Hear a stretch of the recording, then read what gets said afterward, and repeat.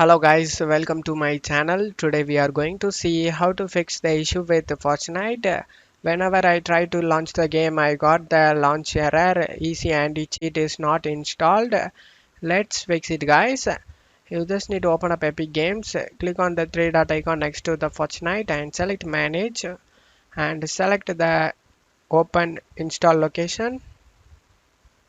Double click on the Fortnite game binaries folder, win64 folder and easy anti-cheat folder. In here you just need to run this easy anti-cheat setup file.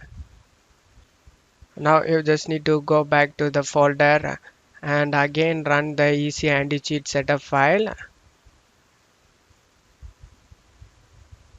After running the easy anti-cheat setup.exe, you just need to close stuff here. Now you just need to go back to Epic Games and select verify files.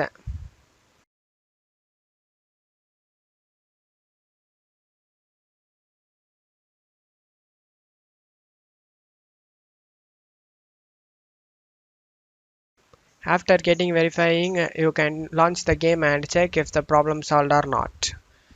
I hope this solution fixed your problem guys. If the video helped you, don't forget to leave a like guys. You can also subscribe me and support me guys. Thank you.